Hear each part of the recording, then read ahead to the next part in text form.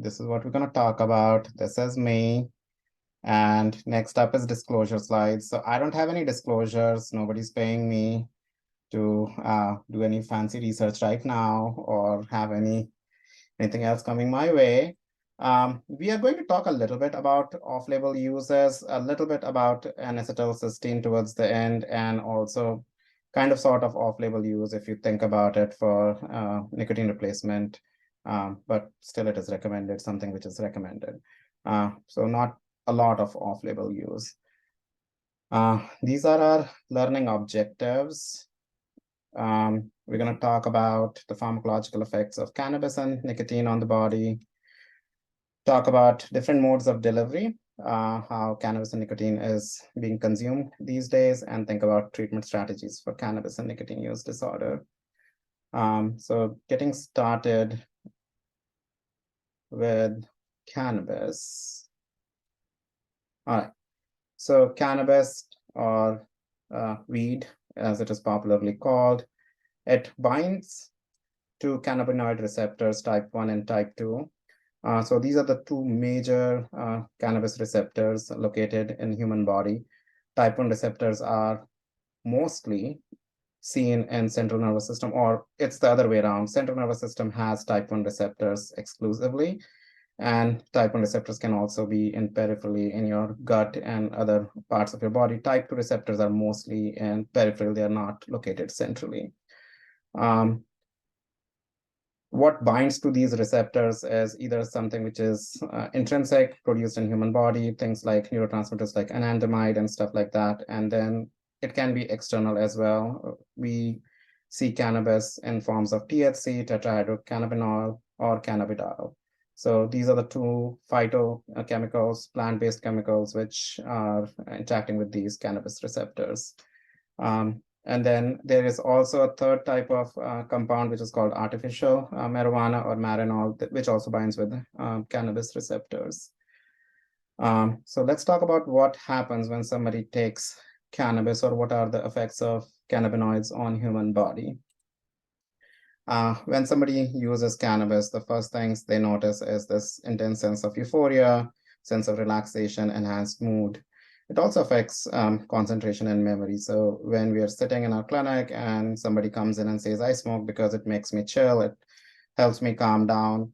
This is happening from that benefit they're getting from using cannabis, or the effect it has on human body.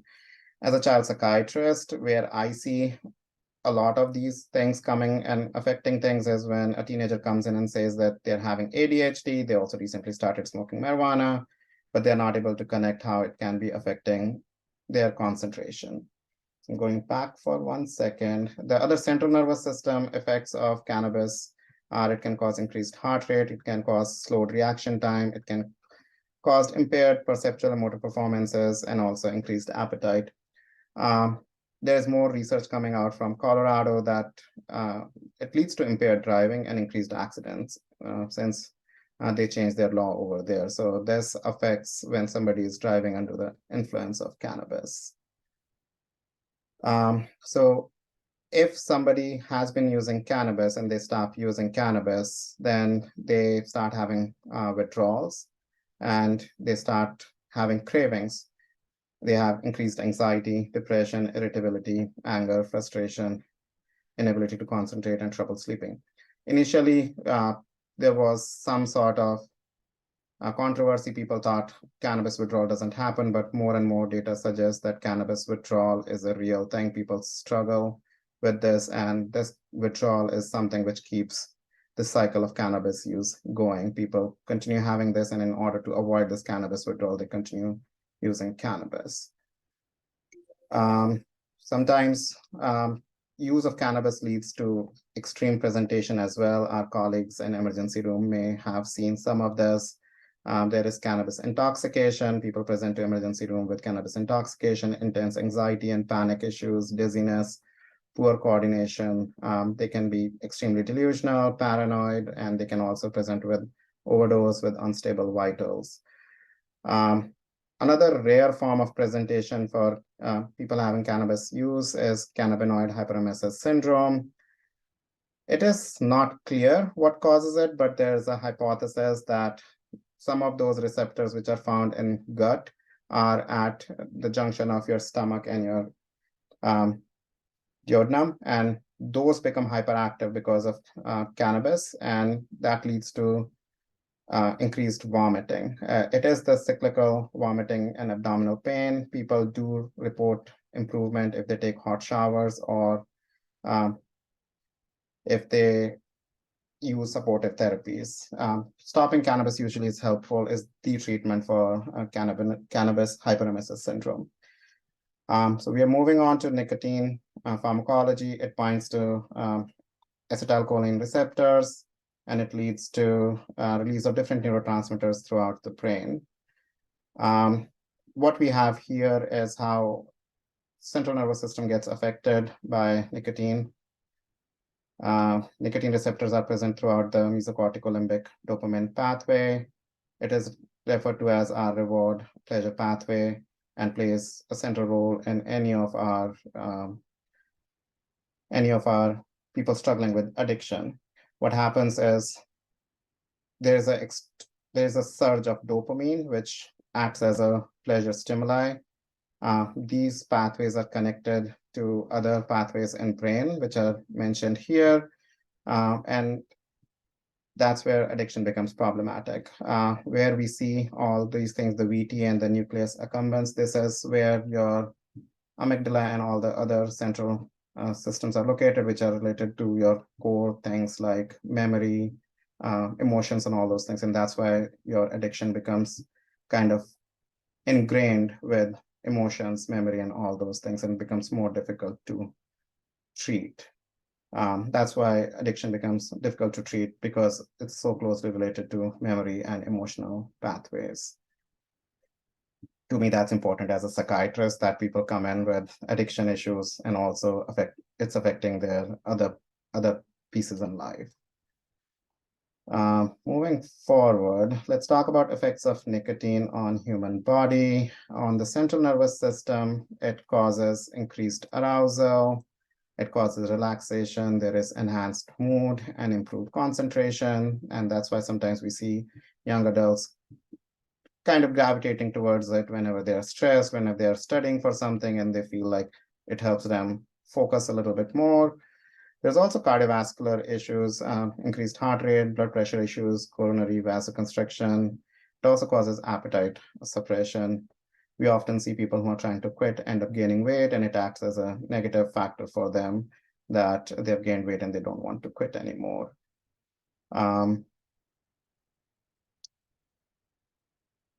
When people try to stop, what happens is they're starting to have cravings, they're having anxiety, they feel depressed, there's increased irritability, there's anger, frustration, inability to concentrate, increased appetite, weight gain, and trouble sleeping.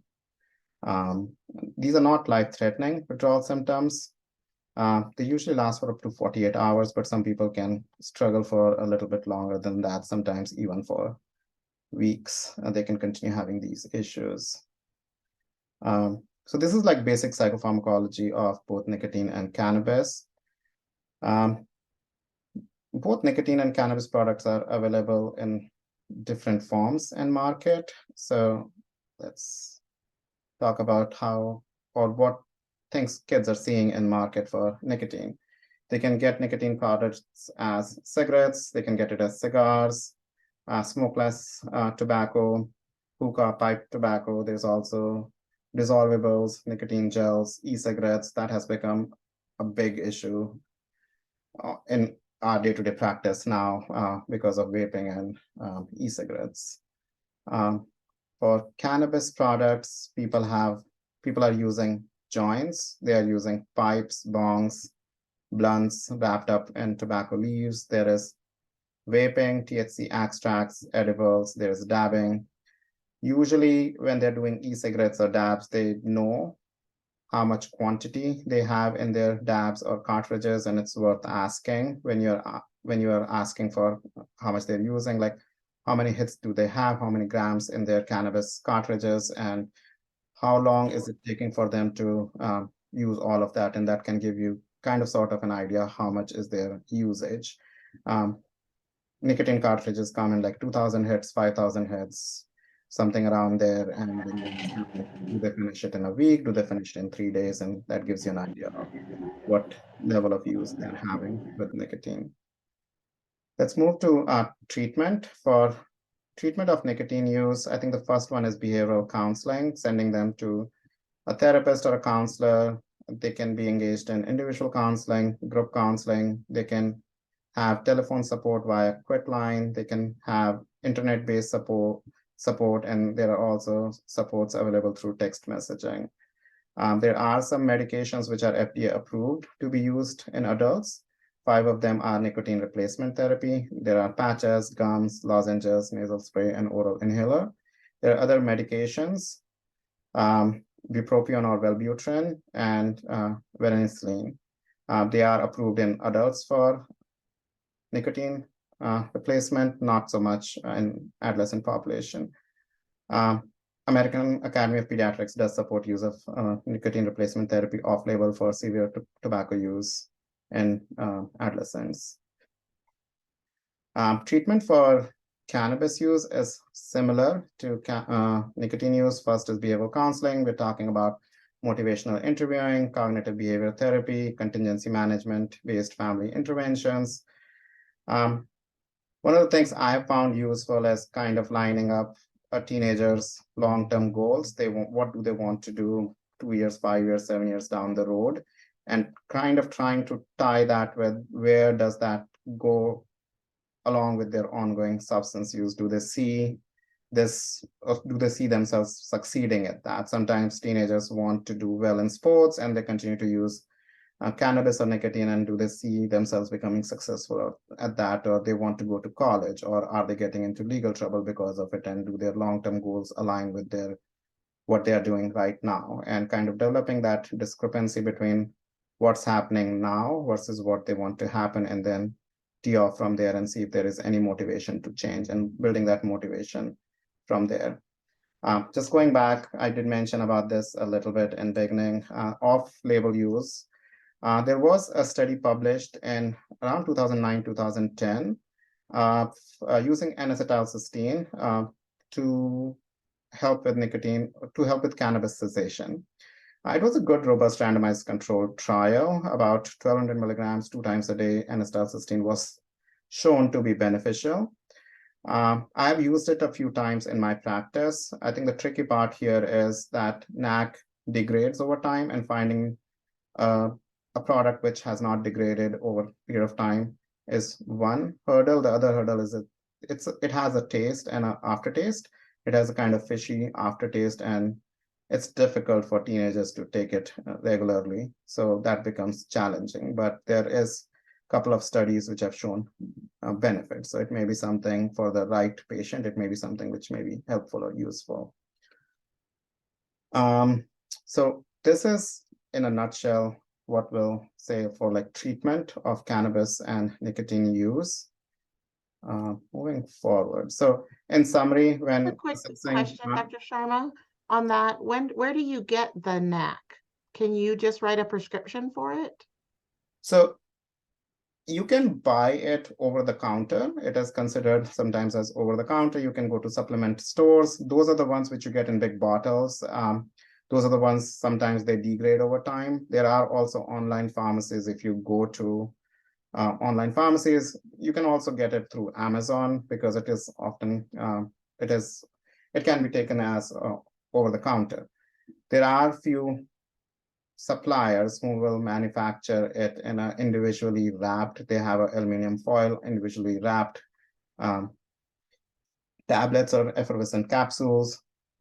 Because it is protected, it doesn't degrade over time. So sometimes that's what's found to be most helpful. The initial studies that looked at using NAC, not for the cannabis part, but for autism, we also use it in autism. They use that specialized, individually wrapped formulations, and they found it to be useful. So you can buy it as a supplement, but you can also order it. I have ordered it through pharmacy as well when I was working on an inpatient side. they would deliver it in a syringe for me to be mixed in liquid, so apple juice or something. I think we have a question, issues with using NAC for someone with CHS. CHS, I'm guessing, is the hyperemesis syndrome. You can try it if you're trying to treat the hyperemesis syndrome. Then the first thing that will help with that hyperemesis is cessation of cannabis. That will take care of that. After that, if we are looking at cannabis use per se, once cannabis use starts going down, the hyperemesis should start to go down. If they want to, if they are able to tolerate it, I don't see a problem using NAC in that situation. It's often the tolerability that is problematic, that teenagers have a hard time tolerating that fishy odor and then the fishy burps that they get. Sometimes that people will get from fish oil. It's similar a little bit more. So just in summary, we want to know what's the way they're consuming those two things. What's the way they're either taking nicotine or cannabis? How much are they taking? And so that you set a benchmark where we are, and then we want to work towards reducing it over a period of time or stopping, but at least knowing where we are, what's the starting point often helps. And that ways we can also celebrate their successes, even if it's a reduction by 20%, that's better than no progress. So knowing their level of use is helpful. Often people will underreport, so just have to keep that in mind. For both nicotine and cannabis, first line of treatment is behavioral counseling. And you can also do nicotine replacement, like we talked about a few minutes ago. These are the resources. I'm guessing we send out these slides so that people have access to these resources later on.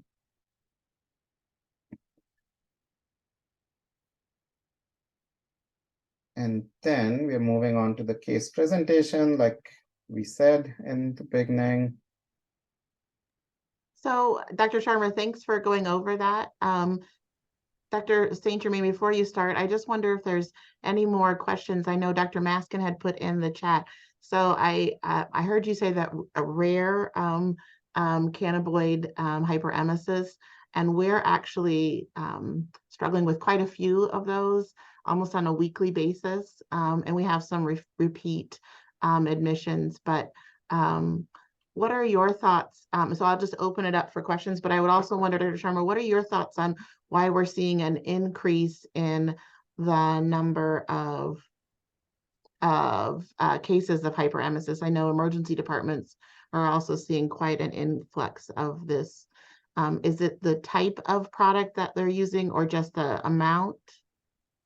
So the biggest thing which we know affects the hyperemesis syndrome is the duration they've been using and the quantity they have been using. So as consumption increases, as things are becoming more prevalent, people, kids, teenagers are using more frequently.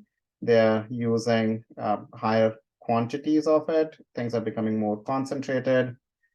That may be one of the reasons why we are seeing more and more of it. It's more available and people are using it for longer duration. Usually we used to see it in young adults, like not teenagers, and that was because somebody was using it heavily for a while. But I think that age is coming down, like with most of the things related to addiction, that the age of first use has gone down and the intensity and severity of what people are using has gone up.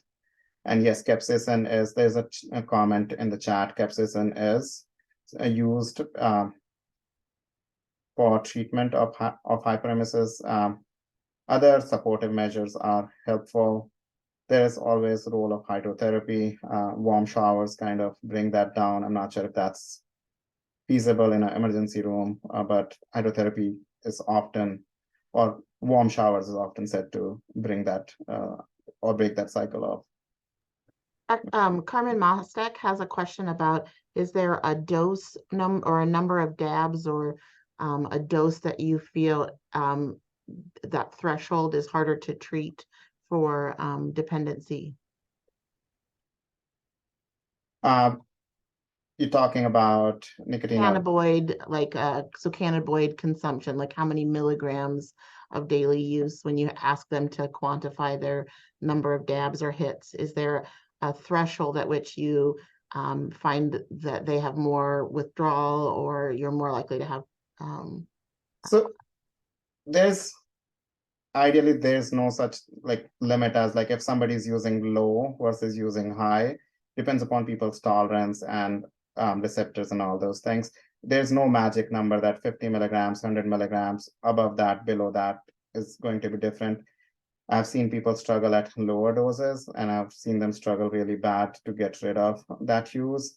And then the other thing is like people can tolerate higher doses, and if they continue using high doses, their tolerance develops. It is the rule of thumb is like the higher the dose you're taking, you're more likely to have a more significant withdrawal. It will be more longer withdrawal, and you'll have harder time going down on it. So that's usually true, but the opposite is not true, that if you're just on a lower dose, then it will be easy peasy and it is a walk in the park and you can just kick it. People can really, really struggle.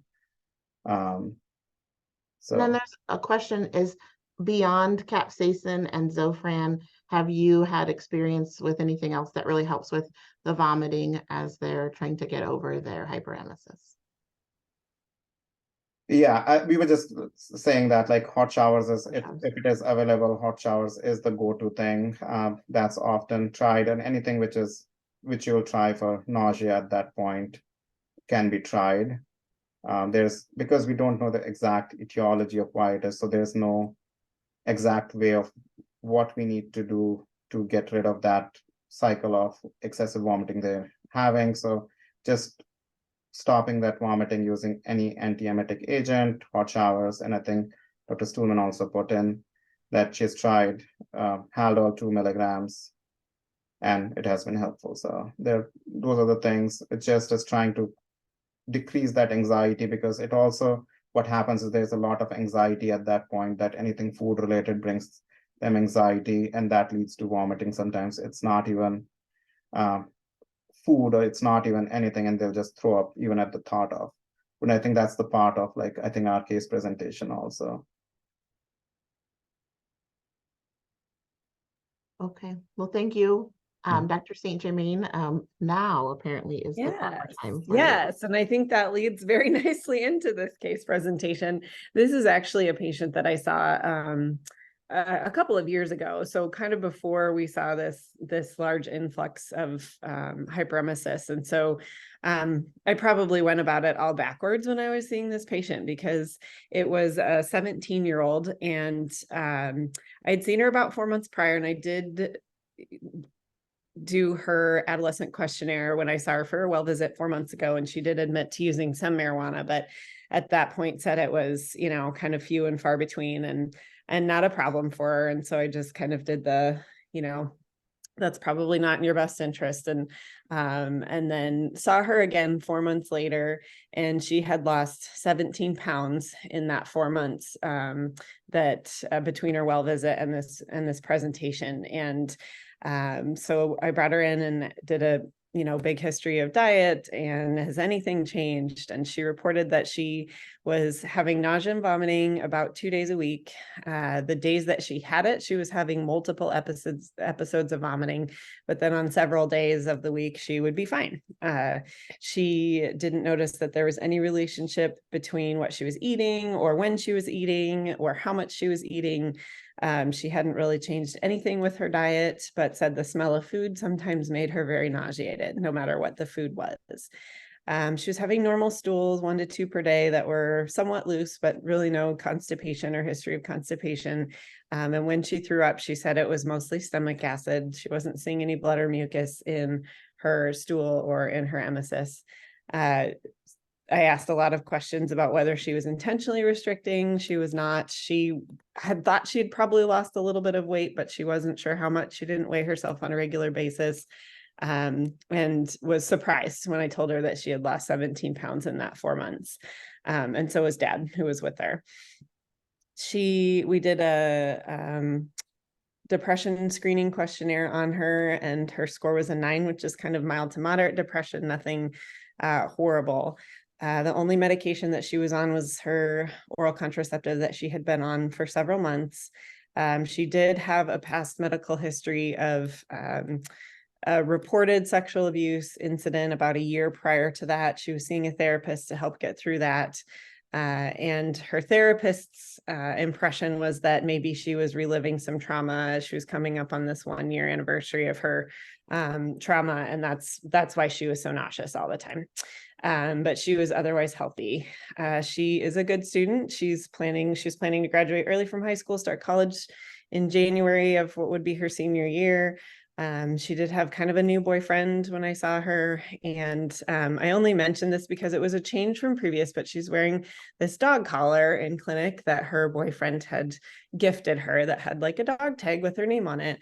And so this was kind of a new relationship for her, and she was dressed differently than she had been in the past. And it was just kind of raised my suspicions a little bit. So we went through the whole history, and then I did kick Dad out for the physical exam. And then once Dad was out of the room, then she admitted she was using marijuana daily, multiple times daily, and occasionally using kratom.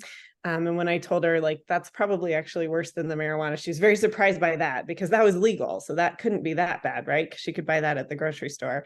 But she did want to quit and had started this pact. Of course, the day they come in is always the day, their first day of not using, right?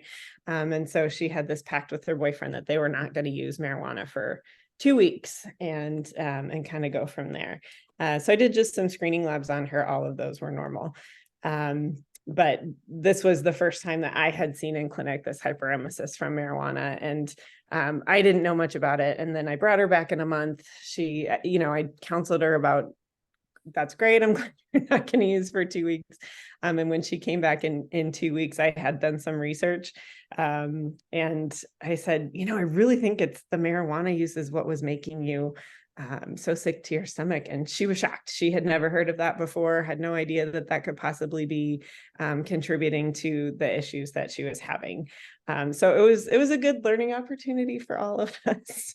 But I've seen a couple more since, and I think I'm better at recognizing it. And hopefully we're all getting better at recognizing that is contributing to some of these adolescents who are probably aren't aware that that's what's going on with them either.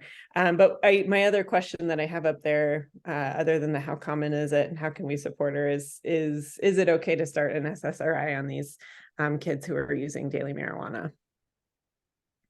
Yes. So short answer is yes. I will start them. If I would try to parse, like, so you are doing this, what is it doing for you? You are using cannabis. What does cannabis do for you? Oh, it helps me chill out. It helps me feel better. It helps my emotions. Tell me more about that. Tell me more about your emotions. Tell me more about what does chilling out mean? Does that mean you're always on the edge? Are you trying to treat yourself? Are you trying to, like, are you having anxiety and it feels better? It's easier to tolerate people, go to school because now you have smoked something, you're less anxious. If that's the case, I can help you with that without you having to take something which can have long-lasting bad effects on your brain, and then you will get into trouble for it. So if there is any inclination of, yes, there is some anxiety, underlying anxiety that is being relieved by this marijuana, if they're trying to have, or they like that I'm not feeling crappy all the time, I'm not depressed, I'm not sad all the time because I'm using this, let's try something else. Let's try a medication, which it will take a little while to work, but it is much more healthier to be on this medication versus using something from the street. So I will start them on a SSRI. I would not hesitate even twice, because we think of risk versus benefits. Starting an SSRI, the risks are so low, and if they end up giving, if it is being used to help treat anxiety or depression, if that is done, even if it's a very low number that gets rid of this cannabis use or nicotine use, then it is worth it. So I would not even hesitate twice to start SSRI. The other thing I would mention here, what I think you did, or they did, like, to abstain from using for 2 weeks. That's a strategy sometimes we use. Like, you're not ready to quit, that's fine. How about we do a 2-week challenge that you try your best not to use, and let's see how this goes, and let's touch base after you've tried for 2 weeks, and then look for positives and negatives from that. What was the most horrible thing that happened when you decided to cut down or not use, and what are the good things, and kind of start building on the good things and kind of problem solving the bad things that happened. So yeah. And I did start her on an SSRI. She stayed on it for a few months, and then came off of it. Most of the kids who I get feedback from don't like that the SSRI doesn't work as well as marijuana to immediately make them feel less anxious. Yeah. What I would also do, I've seen some couple of things which I feel are helpful. I try sometimes SNRIs because many a times they're telling me that, oh, it helps me fall asleep. I smoke it just before I'm going to bed, and it makes me calm down and I'm able to sleep. Or it helps me eat because otherwise I cannot eat, because they're stuck in that cycle of like they're not eating, they smoke weed sometimes, and that helps. So I use mirtazapine, a low dose, 7.5 to 15 milligrams, gets them to sleep. So at least if they're able to take that on time, if the family is able to give it to them on time, they're sleeping after that. So the whole 3-4 hours waiting to fall asleep, I'm bored, I have nothing else to do, let me find something and smoke it. So that piece has gone away. Their sleep is getting taken care of, so they're sleeping okay. If sleep improves, their overall anxiety mood improves. It is something which works for anxiety and depression, so I get that benefit, and it helps stimulate appetite. So if they're worried about I cannot eat or I'm always throwing up, sometimes it helps with that. So I've had some buy-in, because sometimes they will not want to take SSRI. I'm not anxious, even though I'm smoking, because it helps me chill out or it helps my mood, but I'm not anxious, I'm not depressed. But yes, I have a problem with my sleep. So, okay, let's try it for sleep and try to use that as a help for sleep, help with appetite. And sometimes I get a good leverage with that. I also, if it's not working that fast, I also sometimes use low dose hydroxyzine, 10 milligrams, Atrax, up to 3-4 times a day. Let's try it multiple times a day. Let's see if we can bring your anxiety to a point you can start cutting down instead of using it regularly to bring your anxiety down, that you're able to not even tolerate going to school or be with your friends. So I agree, Dr. Sharma. I think so many of our patients are using it for sleep aid, or at least that's how they're at least open to having a discussion, is that I don't really feel depressed, but I do have a terrible time sleeping, or I'm not anxious, but I do have a terrible time sleeping. And so I do feel like they're more open to trying medications for sleep. And so I hadn't really thought about mirtazapine, but that sounds like a wonderful option that gets both at the anxiety and the insomnia. yes, and and sometimes they would not be able to like say I'm anxious. I will use standardized rating scales for both parent and the kid. I'll get the scale done, and lo and behold, like even though they are not saying they're anxious, the numbers are high-ish enough for you to say like, yeah, there is anxiety. You're not saying that it is there, but it is there. There was a question in the chat, low potassium. So the way we understand, and it's not a full understanding of how hyperemesis this works, but because it's the constriction of sphincter from your stomach to your duodenum, that is the one which becomes overactive because of cannabis use. So the acid continues to have no escape, and that's what gets, they're having vomiting, which is purely acidic, and that probably is the reason for having low potassium. They're losing a lot of acid. That probably explains that.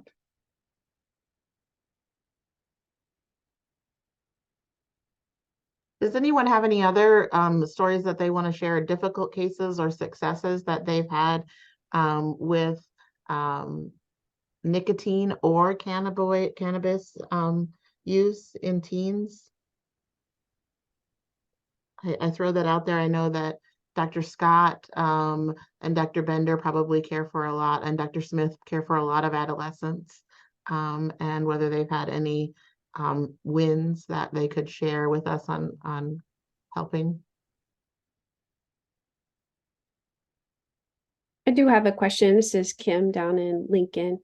I recall, I know you remember the most poignant things from our training, but when I was in medical school in Maryland, one of the patients I got to help take care of was an adolescent who was a marijuana user and had always gotten his supply from the same person, no changes. He was a user for many years and then became acutely psychotic presumably from his marijuana use, in that the team at the time thought it was because his marijuana was laced with formaldehyde that kind of exacerbated that psychosis. So I was wondering if we've had that sort of case study for any of our patients in Nebraska where their marijuana has been tainted by other substances, and if that's something else we need to be on the lookout here.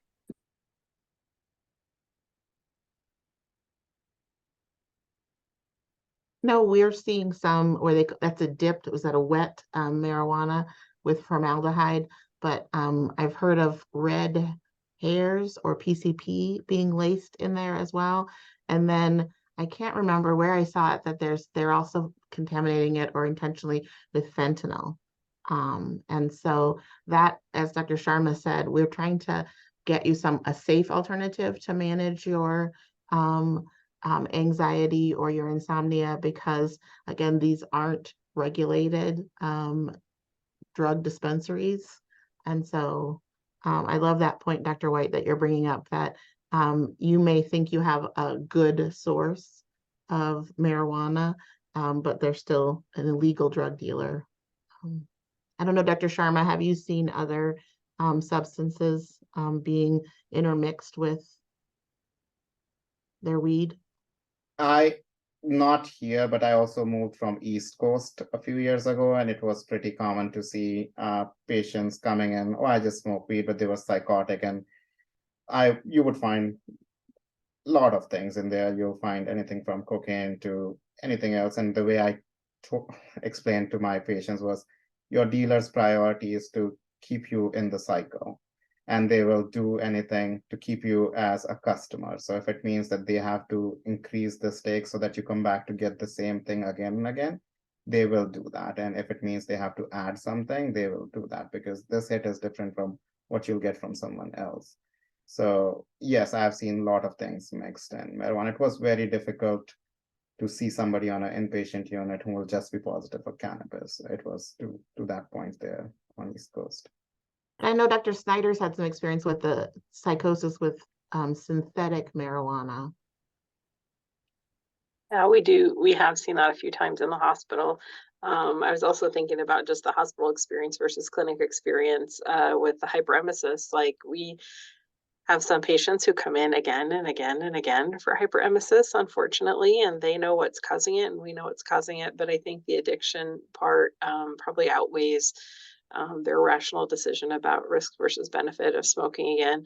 And it might be a little easier for us to treat on the inpatient side just because you're in this safe place where hopefully you don't have access to marijuana, and we aren't going to let you, have it in the hospital if we can help it.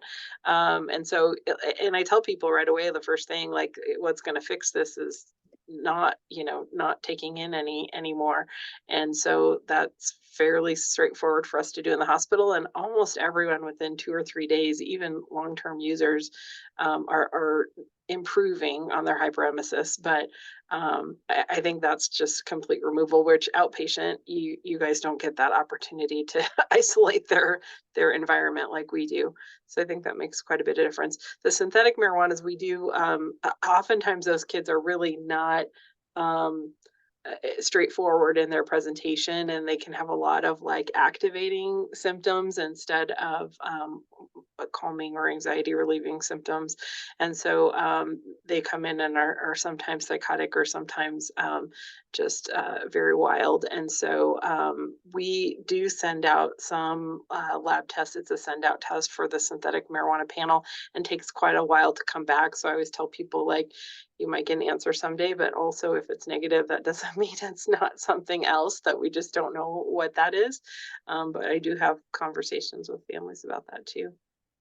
It's hard, it's all illicit. You don't know what you're getting. And I think we all know that, but I think that's hard to convince a teenager that they don't know this, person down the street that's providing this for them, or where they got it from. Dr. Bender is adding that she's used hydroxyzine and the SSRIs together to help with the anxiousness. And I think that's one part maybe the outpatient teams are doing a better job, is not just the withdrawal of the cannabis, but the addition of something for their long-term anxiety. And as I listen to this, I think we're really good at getting you hydrated, fixing your electrolytes, getting over the hump of the hyperemesis, but what are we doing to prevent that next admission or sort of work on their anxiety? And then Dr. Mostic says, how do you, wait, I lost my place. How do you help families with Parents the and buy-in families, part? yeah, with the buy-in. I agree, Carmen, that we have parents who are also using, and so it's sometimes hard to get them to believe. We had a dad who was the child had a severe brain injury from a motor vehicle versus motorcycle accident, and the child had gotten a hold of some gummies inpatient with their brain injury, and the dad said, well, I mean, yeah, he uses marijuana, but that's better than having him drink alcohol. And so I agree. Dr. Sharma, do you have any tips on how you get parents to buy in that this is a psychoactive drug with long-term implications? Sometimes what I say to them is that, yes, it is legal. It is legal for somebody who's 21 and above, and there's a reason that age is put in the place. They didn't make it legal for a 16 or a 15-year-old, and there must have been. If you're going to go with it's legal, let's talk about what is legal. And legal is 21 and up, and is your kid 21 or up? So why is it 21? Why is that magic number? And more often than not, parents know, oh, because their brain is developing. So yes, their brain is developing. It's not fully developed, and you are adding things which may affect its brain growth. And once the brain growth is done, however it develops, it's set for life. So if we mess this process up till 21 years of age, you're going in with long-term issues for the rest of the life. So is that a risk worth taking? And I will also say, like, there's no long-term studies showing what was the long-term effect of cannabis on brain. It is considered safe for 21 and above. There's no study showing its safety in 15 to 45 years of age.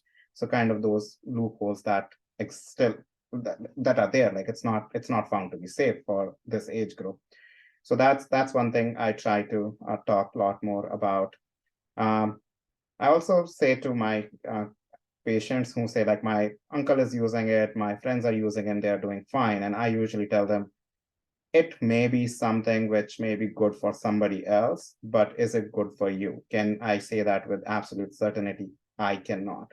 And if they have any family history of mental health issues, family history of schizophrenia, bipolar, or any other issues, I also will tell them that if you continue to use this, then there's a very high chance, and we have data for that. Like if you have family history of schizophrenia or bipolar, you are fourfold more likely, a 400% increase in risk rates for you to develop that SPMI. So I will talk about that number, that this may be okay for somebody else using who may not have any of these risk factors, but your risk factors, your life is totally different from theirs.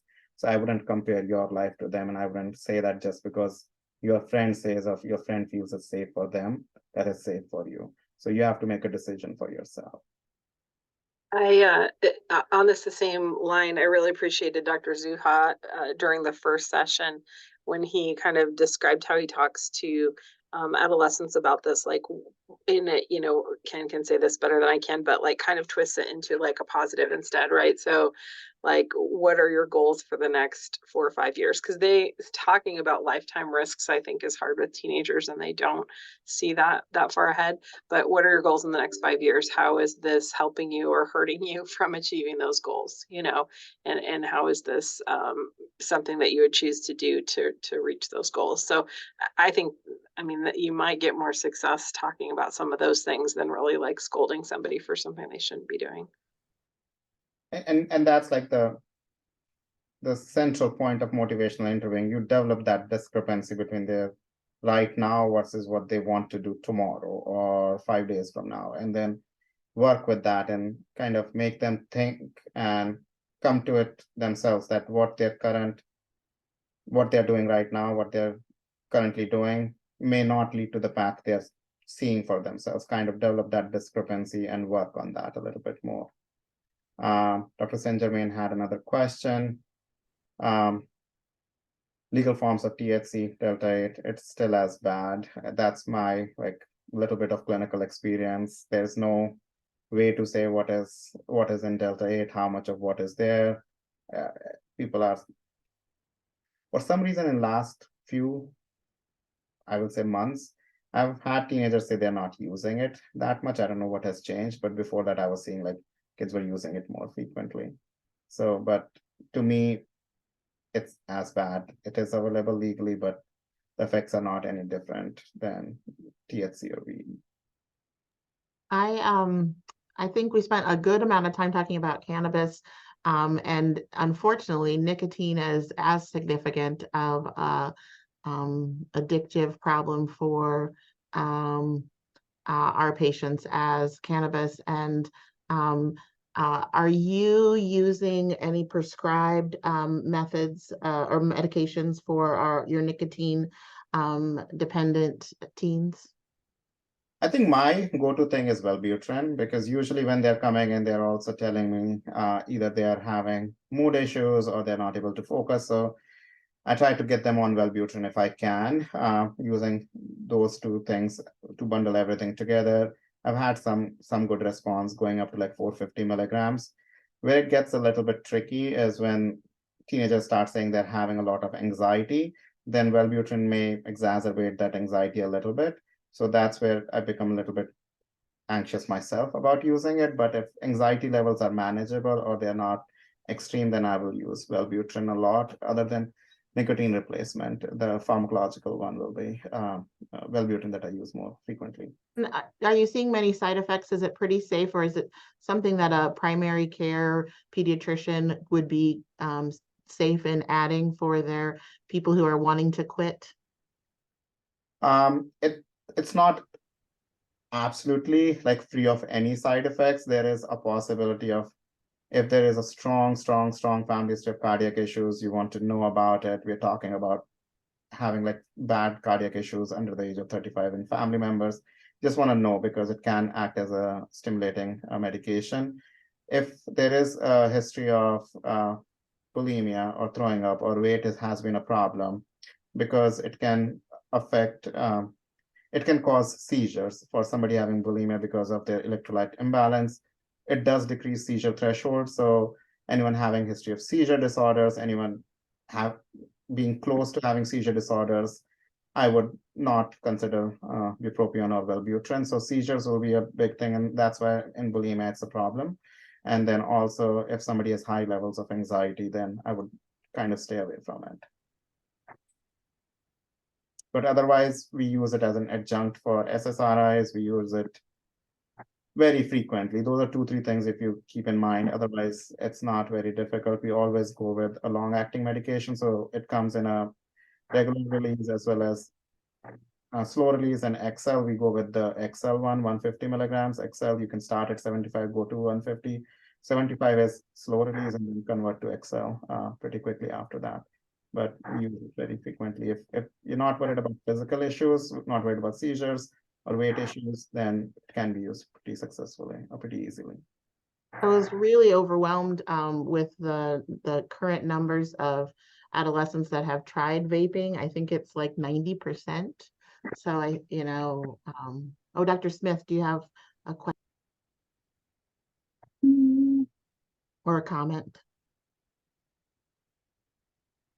No, not necessarily, but I guess I do kind of struggle on the nicotine, more so just as far as kind of other than counseling.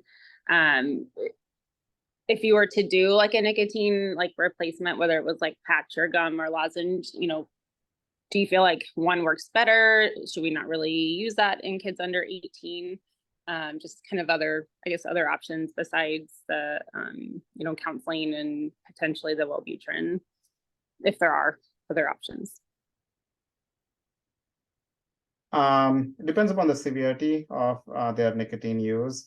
The replacement therapy does work. The only time, the only way I think of it is if I need to give something baseline nicotine, then I start with a patch. But if they're still having cravings, they're still having breakthrough issues, then I can add a gum on top of it, a low dose of gum. And then whenever you're having a craving or whenever you're having those issues, you can take that 1 or 2 milligram of gum also to kind of bring it down, keeping in mind side effects from excessive nicotine. Like if they start having palpitation, all those things, then time to kind of scale back a little bit. But I have in past, for 18, 19-year-olds, I have used both of them together, a patch and a gum together, to bring that craving down, and then over a period of time, bringing it down further. And any other things, if there is underlying anything else going on, the same thing we talked about cannabis, any anxiety, depression, is there anything else which is causing this, then we go for that as well. Well, I think it's helpful to hear about that, you know, ask about risks for Wellbutrin, but to consider starting it for people, because I'm impressed at how much nicotine is in the cartridges. And so how much nicotine they're really getting in daily. It's like, you know, if you ask someone if they were going to be a 2-pack a day smoker when they're 17, like it's intense, the amount of nicotine that they're getting delivered.